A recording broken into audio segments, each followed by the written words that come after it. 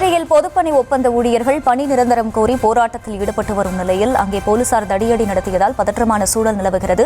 விவரங்களோடு இணைகிறார் செய்தியாளர் கிருஷ்ணா. கிருஷ்ணா, வணக்கம். கள தகவல்கள். அகிலா, புதுச்சேரியில கடந்த 8 வருடங்களுக்கு மேலாக பொதுப்பணித்துறையில் பணிபுரிந்து வரும் ஊழியர்கள் பணி நிரந்தரம் செய்ய வலியுறுத்தி பலதரப்பட்ட போராட்டங்கள் நடத்தி வருகிறார்கள். தேசிய ஜனநாயக கூட்டணியில் என்ஆர் காங்கிரஸ் பாஜக கூட்டணி அரசு அமைந்தது பிறகு புதுச்சேரி முதலமைச்சர் ரங்கசாமி இவர்களுக்கு பணி நிரந்தரம் செய்யப்படும் என வாக்குறுதி அளித்திருந்தார். அதே போல இவர்களுக்கு சம்பளம் குறைவான சம்பளம் வழங்கப்பட்டிருந்தது. அதையும் உயர்த்தி 18,000 ரூபாயாக உயர்த்தி வழங்கப்பட்டிருந்தது.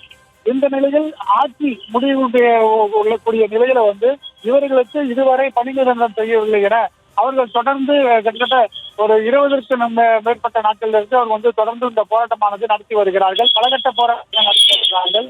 இன்று முதலமைச்சர் ரங்கசாமி வெங்கட சுப்பாரெட்டியார் சிலை அருகே இருக்கக்கூடிய சிங்காரவேல சிலைக்கு மாலை அணிவிப்பதற்காக வந்திருந்தார்.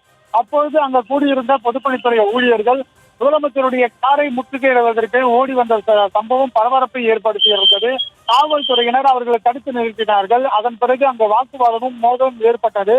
அதன் பிறகு அவர்கள் சாலையில் அமர்ந்து தர்ணா போராட்டத்தில் ஈடுபட்ட நிலையில அந்த போராட்டத்தில் ஈடுபட்டிருந்த முக்கிய ஊழியராக இருக்கக்கூடிய சரவணனை கைது செய்யும் முயற்சியில் காவல்துறையினர் ஈடுபட்டிருந்தனர்.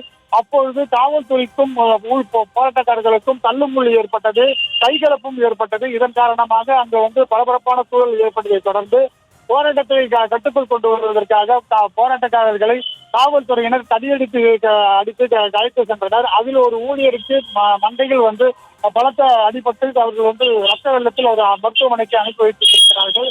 இதனைத் தொடர்ந்து நீண்ட நேரமாக அந்த பகுதியில ஒரு போராட்ட களமாகவே காட்சியளித்தது. இதன் பிறகு காவல்துறையினர் அந்த இருந்தவர்களை அனைவருமே கைது செய்ய வேண்டும், முக்கிய நபர்களை கைது செய்து அழைத்து சென்றிருக்கிறார்கள். அவர்களுடைய கோரிக்கை என்னவென்றால், இந்த ஆட்சி முடிவதற்குள் எங்களுக்கு பணி நிரந்தரம் செய்ய வேண்டும். பல்வேறு துறைகளில் பணி நிரந்தரம் செய்யப்பட்டிருக்கூடிய ஊழியர்களை அதே போல பொதுப்பணித்துறையிலும் இந்த பணி நிரந்தரம் செய்ய வேண்டும் என்று அவர்கள் தொடர்ந்து போராட்டத்தில் ஈடுபட்டு வருகிறார்கள்.